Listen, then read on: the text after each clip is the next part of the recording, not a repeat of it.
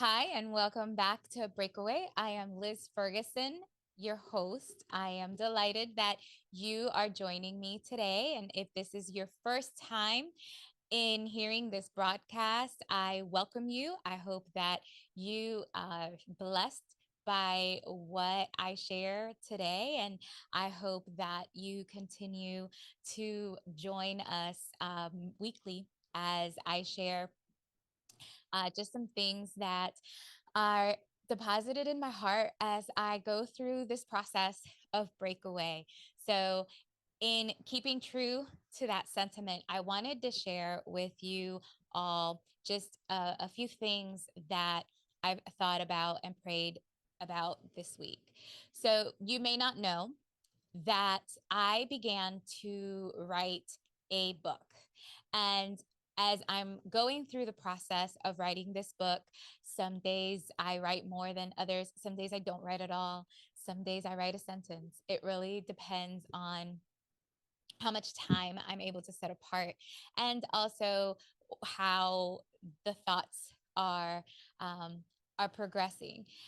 As I've been writing, one of the sections that I've been writing about in this book is my story. And it's taken me through going back into my stored memories and just kind of coming face to face with some of them, evaluating others. And I am sharing that because I wrote a statement a couple nights ago, and it was the only statement I made time to write.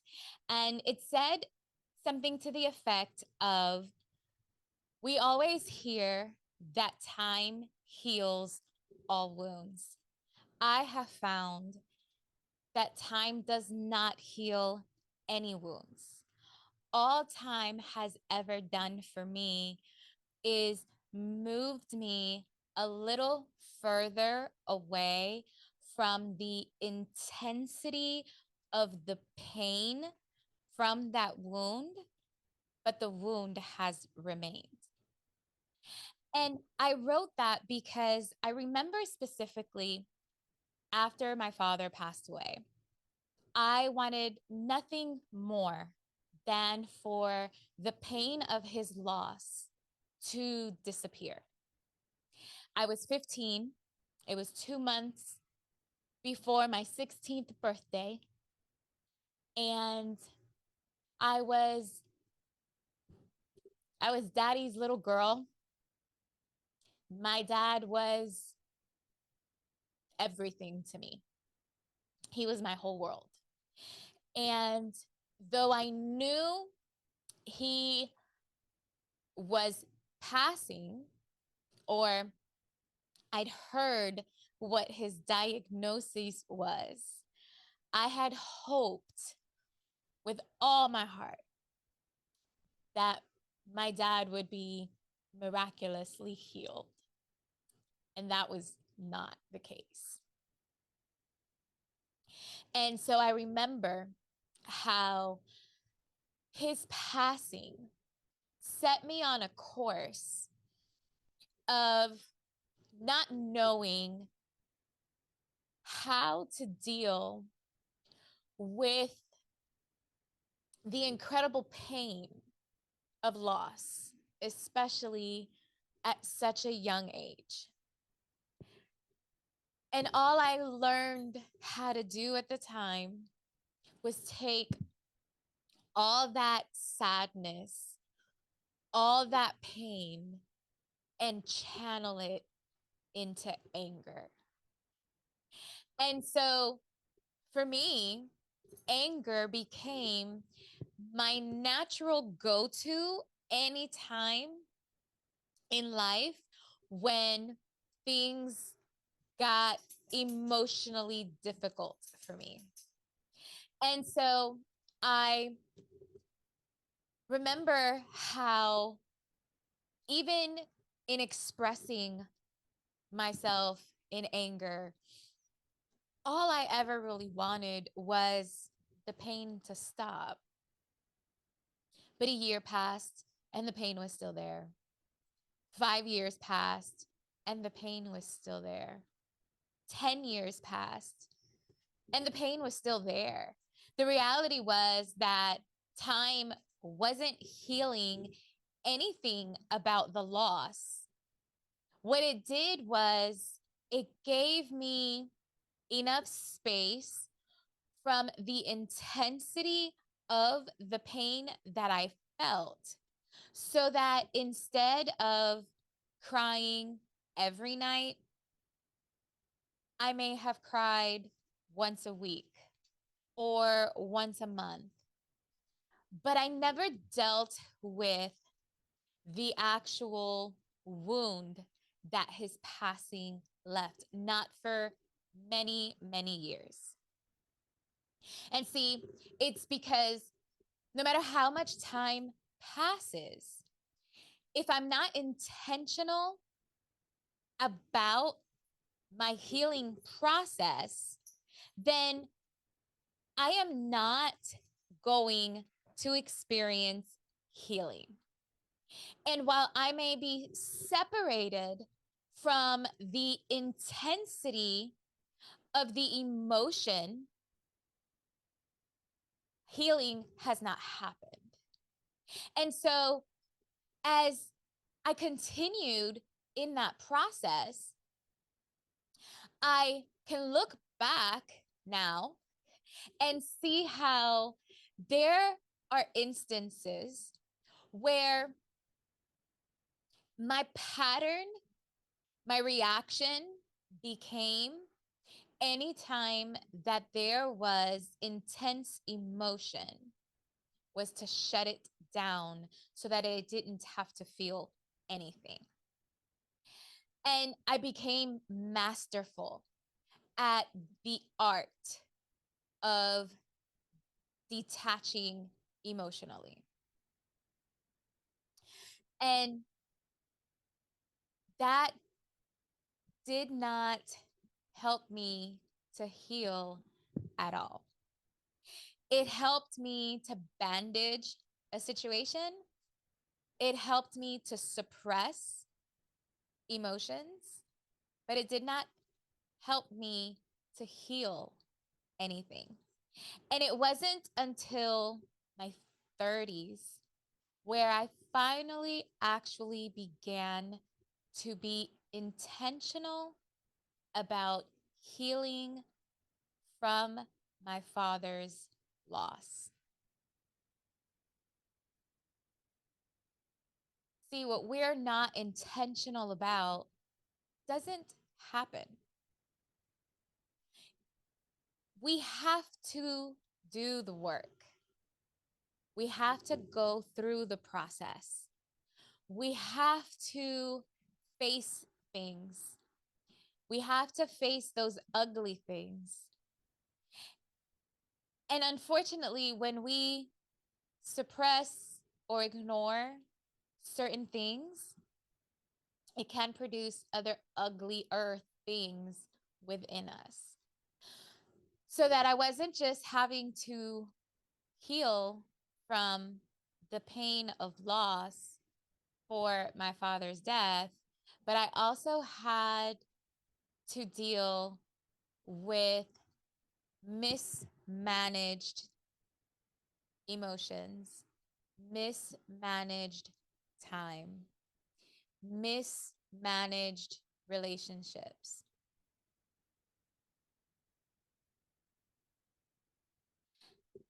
When we are not intentional about breaking away so that we can bring healing into our lives, unfortunately, we ensure that we are bound to a specific point in time so that though parts of us feel like we're growing and moving forward, part of us is still anchored to the past.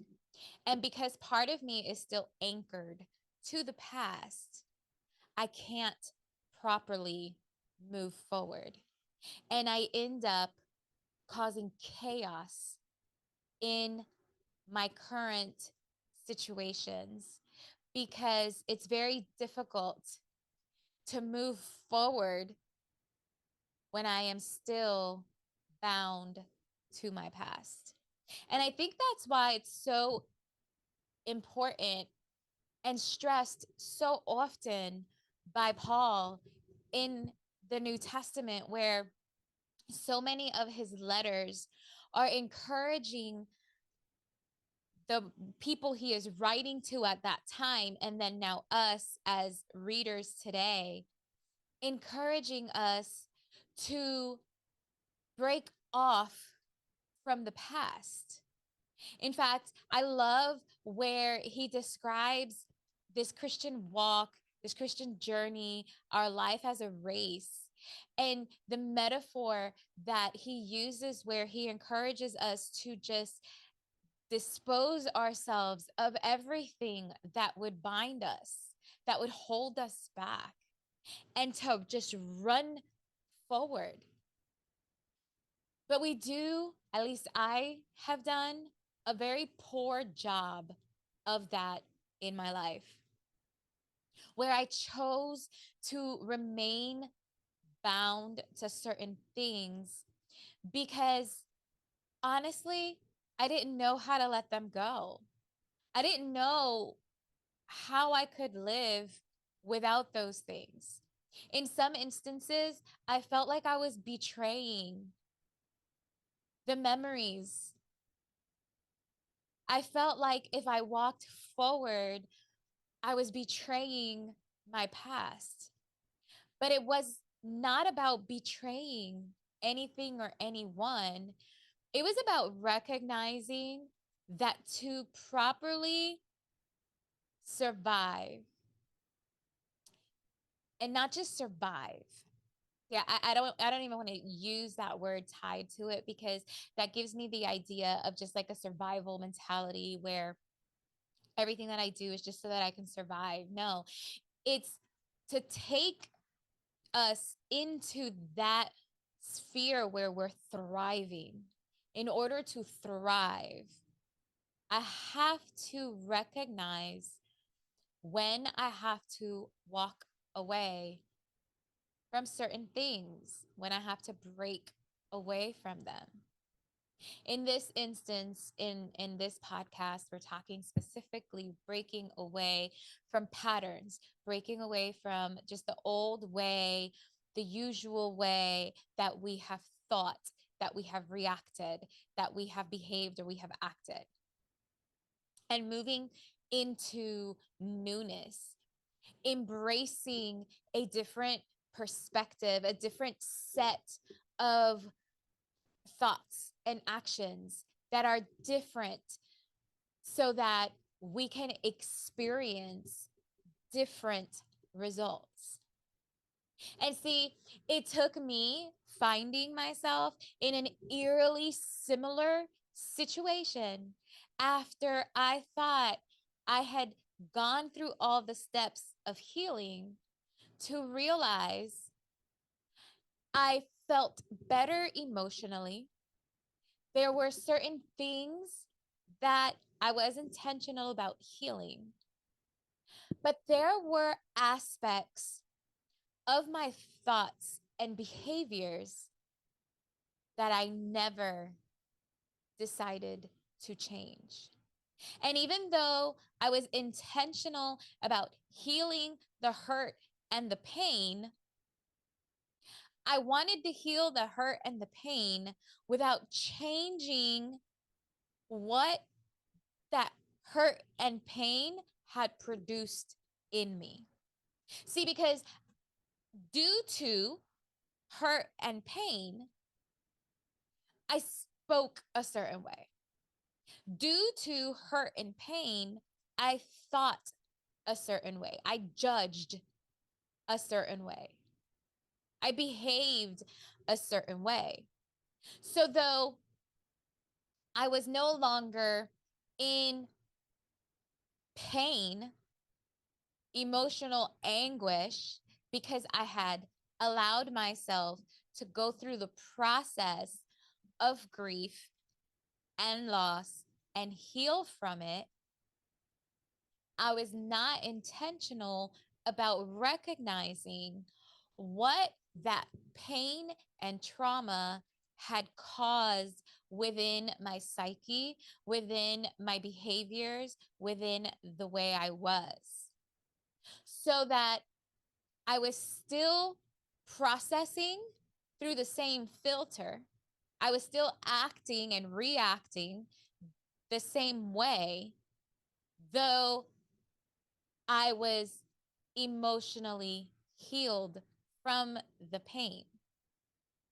I did not separate or break away from the patterns that that pain and trauma created inside of me.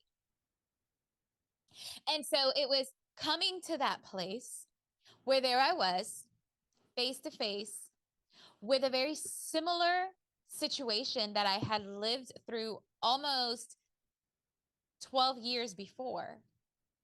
And I was sitting there literally wondering, how did I end up here again if everything started differently? And it's because I had to realize that there were thoughts I never stopped processing. There were filters I never changed.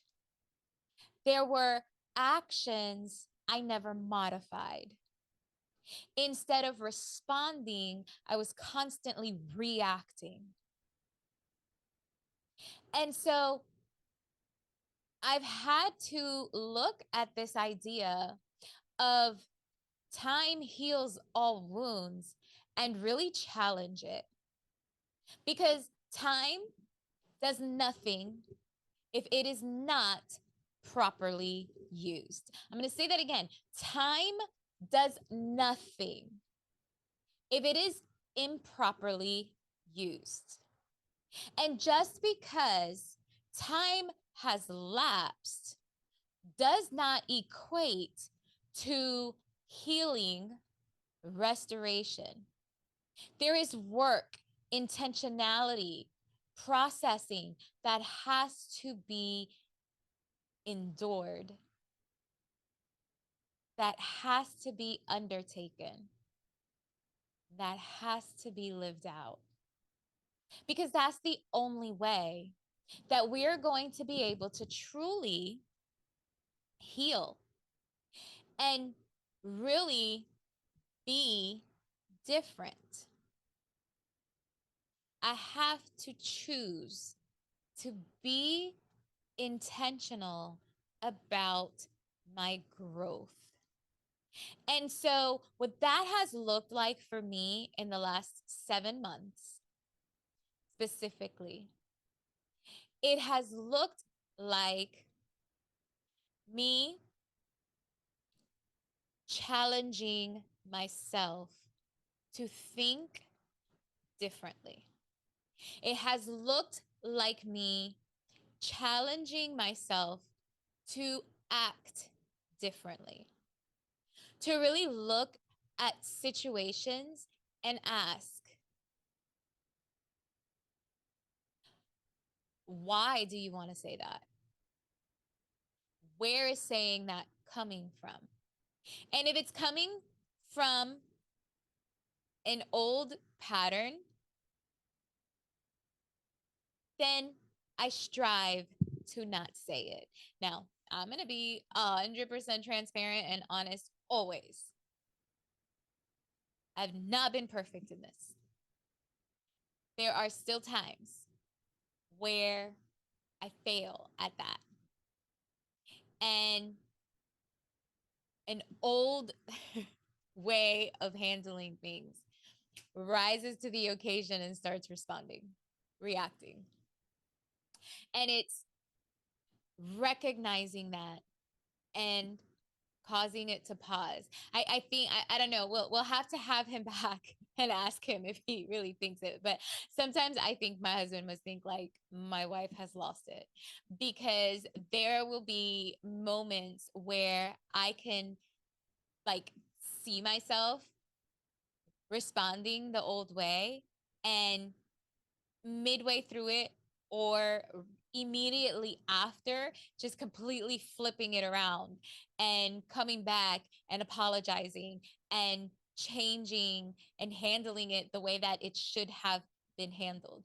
What I'm striving for is to not have to come back and apologize and handle it differently after messing up, but really getting it right from jump. That's my goal. And hopefully we will be able to celebrate together, and I will be able to say, oh my goodness, I am doing that more times than not.